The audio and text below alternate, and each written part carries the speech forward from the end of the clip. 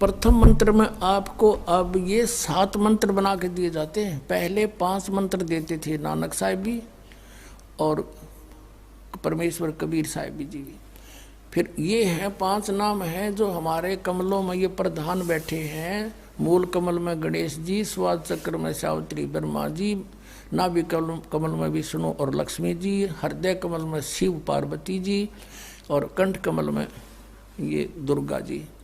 तो ये 7 नाम इसलिए देते हम कि मान लीजिए उपदेश ले लिया और ये प्रथम मंत्र एक बार मेरे मुख से भी सुन लिया मालिक की इसकी जैसे हम देते हैं, और फिर उसकी उस सुनने के बाद साथ साथ बोल लिया और फिर भी मृत्यु हो जाती है, तब मनुष्य जीवन गारंटीड है उस व्यक्ति को, ये गारंटी देता है। और यदि उसने जाप कर लिया कुछ दिन और विश्वास ठीक रहा तो वो स्वस्थ भी होगा और इसकी इसी जीवन में आयु बढ़ती चली जाएगी, परमात्मा बढ़ाता चला जाएगा जब तक उसका मोक्ष नहीं होगा, इस जन्म में पार कर देगा आपको।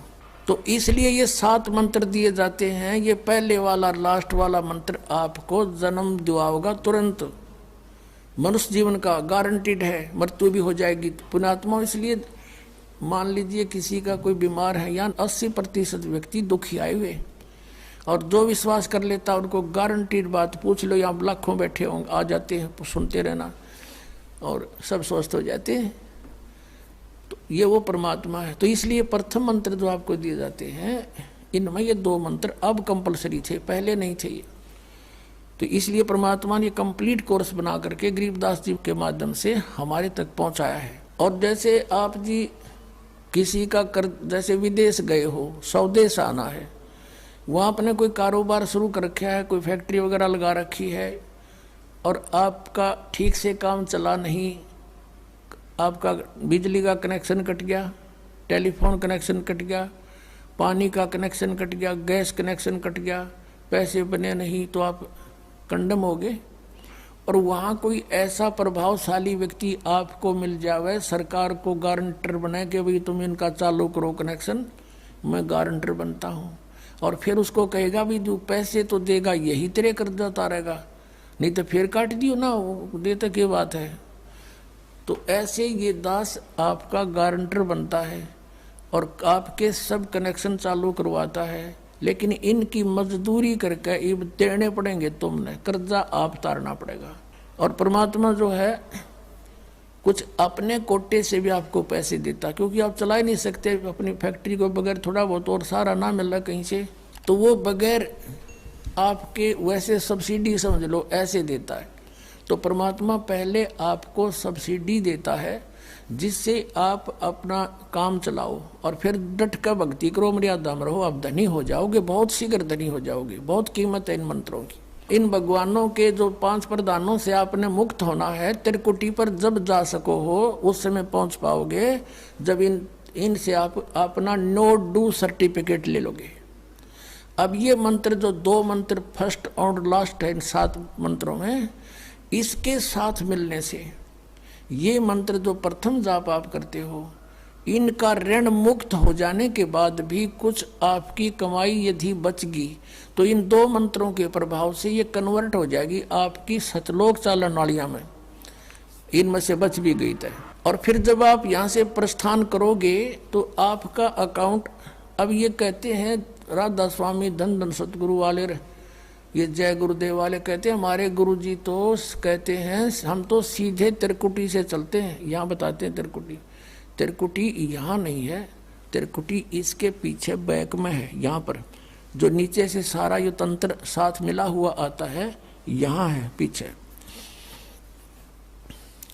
ये कहते हैं हमने ना तो वेदों की आवश्यकता, ना किताबों किसी और, ना हम गीता को मानते, ये भी तो किसी ने लिखी है। और हम तो सीधे त्रिकुटी से प्रारंभ करते हैं अपना रास्ता, त्रिकुटी से, उसका किसी ने नहीं पता। ये सारे ऋषि महर्षि त्रिकुटी माथा मारा करते और उन्हें खक नहीं पाया आज तक। त्रिकुटी से तो बहुत आगे जाना हमने, और त्रिकुटी पर जाना कोई बालकों का खेल है, कोई बरवाले का बस स्टैंड है, चाहे पैदल पहुंच जाओ चाहे रिक्शा में बैठ कर पहुंच जाओ। त्रिकुटी इज द इंटरनेशनल एयरपोर्ट, त्रिकुटी अंतर्राष्ट्रीय हवाई अड्डा जानो। और वहाँ वही व्यक्ति जाता सैर सपट्टे, तो कोई धक्के खाए जाओड़ा क्या फायदा होगा, उसने देख भी और आ जाओ उल्टा, क्या फायदा उसका। वहाँ पर केवल वही व्यक्ति जाता है जो पहले टारगेट बना चुका होता है, और उस जिस देश में जाना है उसका पासपोर्ट और यहाँ की सरकार से नो ड्यू सर्टिफिकेट, और तब वो उस इंटरनेशनल एयरपोर्ट पर जाकर कुछ लाभ उठा सकता है। तो वहाँ से फिर आगे कैसे जाएंगे, उस त्रिकुटी पर पहुँचने के लिए तो सारा झंझट है, उस पर जाए पता फिर आप पे काम बन गया। तो त्रिकुटी पर जाने से पहले हमने इन भगवानों से नो ड्यू सर्टिफिकेट लेने पड़ेंगे।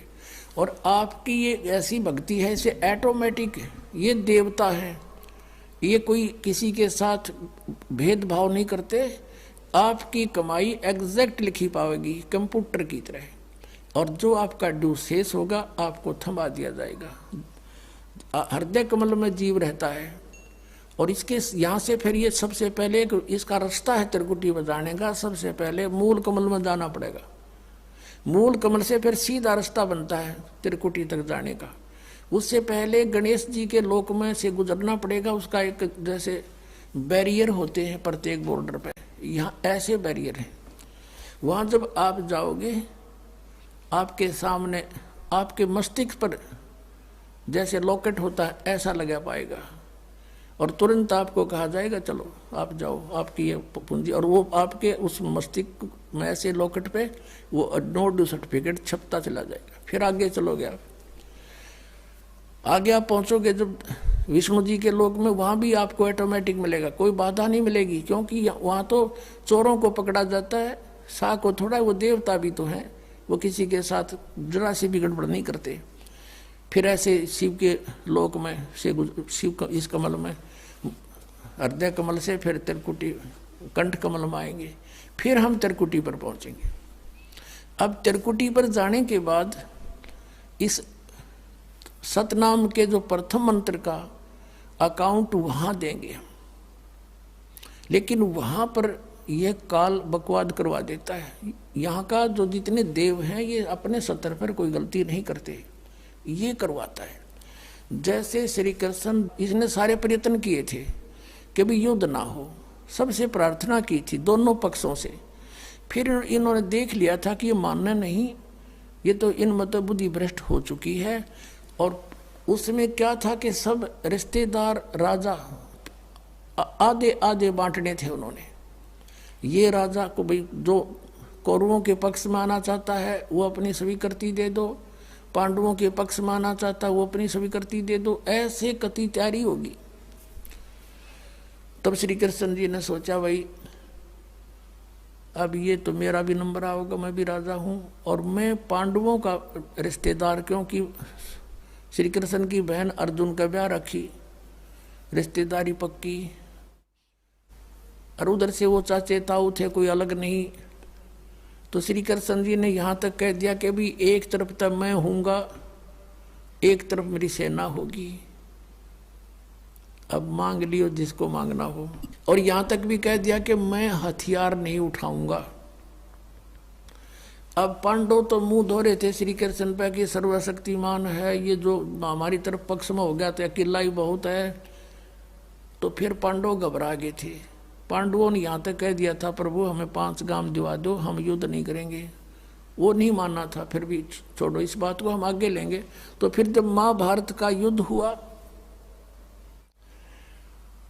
अब श्री कृष्ण ने हथियार उठाया, पहिया उठा लिया रथ का, उसको अपनी शक्ति से सुदर्शन चक्र बना दिया, और उसने बहुत लाखों लोगों को काट डाला।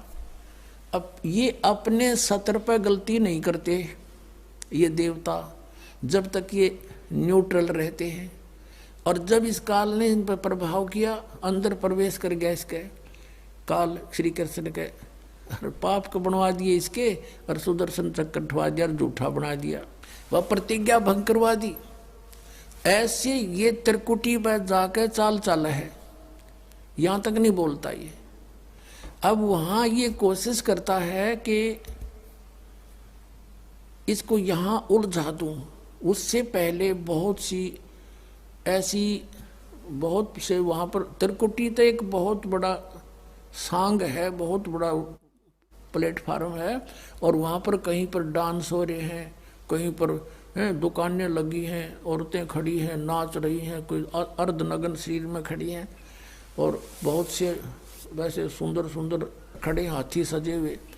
तो ये जीव वहाँ जाकर बिचल जाता है। सब ये नकली गुरु भी वहीं खड़े हैं। नकली गुरुओं का रूप बनाकर तो काल आता है, और अपने असली गुरु का रूप बनाकर परमात्मा आते। इस दास के रूप में आपको त्रिकुटी पे उपलब्ध होंगे परमात्मा। तो वहाँ क्या होगा कि कई बार ये काल भी परमात्मा यानी असली गुरु का रूप बनाकर खड़ा हो जाता है। तो सबसे पहले आप क्या करोगे, प्रणाम जब करोगे गुरुदेव को, ये स्वभाव तो आपका यहाँ बना ही दिया जाता है, गुरु जी दिखे दंडवत करोगे। दंडवत करते समय एक सतनाम का सुमरण अवश्य करना होता है। 1 सेकंड, ये 10 सेकंड मुश्किल से लगती है। श्वास उस श्वास का सिमरण करें प्रणाम करते समय, और उठकर जब देखोगे यदि परमात्मा होंगे तो एज इट इज पाओगे, और जय काल होगा दास के रूप में तो उसका स्वरूप बदला पाओगा, ऊपर का कपड़ा हटा पाओगा, उसका असली सूरत मिल जाएगी, तो आप वहाँ से बच जाओगे। अब फिर क्या होगा कि फिर तुम जैसे यहाँ आप देखते हो गुरु जी आगे सारे पीछे पीछे हो लेते हो, तो वहाँ जब मृत्यु होगी आपको स्वप्ना सा दिखेगा। जैसे आप किसी ऑफिस में गए हो किसी कामवश, और वहाँ आपका काम फटाफट होता जा रहा है, नहीं होता है तो आप दुखी हो रहे हो, बार बार बैठ कर रो रहे हो, तो ऐसे ही चलेगा वो। तो वहाँ जाते ही जब आपको गुरुजी दिखेंगे, आप एकदम इसी स्वभाव से जो आपकी यहाँ रिहर्सल हो रही है, आपके अंदर जो आस्था कसक पैदा हो रही है, ये वहाँ काम आवेगी आपके। तो ये सब रिहर्सल यहाँ कराई जा रही है कि गुरु को परमात्मा जानकर ये सब क्रियाएं करो, तो वहाँ ये आपके काम आऊँगी, वहाँ अपने यूज होंगी ये सारी फार्मूले। तो जब आपको ये पक्का हो गया कि ये है गुरुजी, फिर आपको लेकर के धर्मराज के दरबार में परमात्मा जाएंगे इस दास के रूप में, और धर्मराज से कहेंगे जी इसका हिसाब कर दो, भगवान का आदेश है, आप लो अपना ये एक इसकी कमाई जो तुम्हारे सतर की वो प्राप्त करो। ओम नाम की कमाई और ये यज्ञों का जो बचा हुआ यहाँ प्रयोग हो गया सो हो गया यज्ञ, फिर भी बचे हुए भी आपको वहाँ देने पड़ेंगे कि आप अपना संभालो अपने सतर की। जैसा कि आपके संविधान में लिखा है, ये पवित्र वेद पवित्र गीता भगवान का संविधान है, इसके विरुद्ध जो कार्य करता है वो दोषी है, चाहे जज है चाहे बिना जज है। तो यहाँ का न्यायाधीश बहुत समझदार है, उसने वो सब समझता है। परमात्मा याद दिलाता है 18वें अध्याय के 66वें श्लोक में लिखा है, सर्वधर्मान परित्यज माम एकम शरणं व्रज। अपना अपने सतर की जो तुम्हारी है वो अपनी लो, इसकी पूजाएं और इसको छोड़ो, आगे चलेगा ये। तो वहाँ सतनाम के प्रथम मंत्र का जाप हम वहाँ देंगे, यज्ञ दे देंगे, फिर ये वहाँ से चलेगा। फिर वो आगे जागा तो पार ब्रह्म के लोक से हमने पार होना है। वहाँ पर सतनाम के दूसरे मंत्र की कमाई जो श्वास उश्वास से की हुई है, ये उसके दरबार में जाकर अक्षर पुरुष यानी परब्रह्म के लोक में जा करके उसको देंगे, वो आगे जाने अलाउड कर देगा। उसके 7 संग ब्रह्मांडों से पार होना हमने सहयोग देगा वहाँ से वो वहाँ तक जाने का, उस टैक्स के बदले में। अब यहाँ बताया है कि जे तू पढ़ा पंडित बिन दोई ना अक्षर दोई नावा, और पर्णवत नानक एक लंघाए जे कर सत समावा। अब ये 2 अक्षर का नाम जो सतनाम है, ये हमें भंवर गुफा तक पहुंचा देगा। भंवर गुफा है, जैसे अभी तक हमने 10 द्वार सुने थे, तो यहाँ परमात्मा ने गरीबदास साहिब जी के माध्यम से कहा है कि 12 मद मैल मठ बोरे बहुर ना दे धरे रे। वो तो 12वें द्वार को पार करके है वो मठ, वो स्थान, वो ठोड़ ठिकाना। फिर जहाँ जाने के बाद बहुर ना दे धरे रे, फिर दोबारा जन्म कभी नहीं होता। एक 10वां द्वार तो इस शरीर से निकलना है। ये शरीर और एक ब्रह्मांड एक है, इससे निकल गया। कई योगी देखे यहाँ से शरीर फोड़ जाते हैं, यहाँ एक काग बोलते हैं इसको, स्थान को काग। छोटे से बच्चे को आप देखोगे नरम नरम स्थान होता है, वो कई बार नीचे हो जाता है तो उसको एक देसी इलाज से ऊपर उठाते हैं हाथ से, तो इसको फोड़ के वो बाहर निकल जाते हैं। वो कहते हैं जिसकी मृत्यु यहाँ से हुई हो ना, उस योगी को कहा करते इसने ब्रह्मांड फोड़ दिया। ब्रह्मांड फोड़ दिया, केकला तोड़ दिया। ब्रह्मांड के बीच में, प्रत्येक ब्रह्मांड के बीच में वैक्यूम प्लेस है, खाली स्थान, बहुत लंबा चौड़ा। ये फिर वहाँ धक्के खाएं जाओ, उसका वहाँ के चक्कर काटें जाओ, ठंडी ठंडी इसमें लगती रहे, और वहाँ इसकी कमाई पूरी हो जाएगी, फिर वापस नरक में। और फिर 21 ब्रह्मांड का भी एक ग्रुप है, चारों तरफ से एक अंड आकार है, और 21वें ब्रह्मांड का कनेक्शन जो है उसके चारों तरफ भी फिर खाली स्थान है, और वहाँ से सीधा एक 11वां द्वार है, वो अक्षर पुरुष के लोक में प्रवेश होता है, 7 संघ ब्रह्मांडों का। वो 7 संघ ब्रह्मांड भी चारों तरफ से एक तरफ बंद हुए हैं, पैक हैं, और बीच में अलग अलग डिवाइड हैं, वो अलग है। तो जब 11वें द्वार को पार करेंगे तो उसमें प्रवेश कर जाएंगे, अक्षर पुरुष के लोक में है। और 12वां द्वार जब है अक्षर पुरुष का, जो 12वां द्वार है अक्षर पुरुष के लोक से सतलोक में जाने के लिए पहले बीच में एक और स्थान है जो गुफा टाइप है, और उसको ऐसे गोल आकार है, वो ऐसे ऐसे जाएगा ऊपर को। तो वहाँ जब हम 12वें द्वार पर खड़े हो जाते हैं, इसका जो अक्षर पुरुष का चारों तरफ से जो बंद है उसके पारदर्शक है वो, वहाँ से सतलोक दिखाई देता उस आत्मा को जिसके पास सार नाम की कमाई है। अन्य को नहीं दिखता, अक्षर पुरुष के लोग व्यक्तियों को नहीं दिखता, वहाँ के प्राणियों को नहीं दिखता, तो वहाँ से फिर वो दिखाई देता है।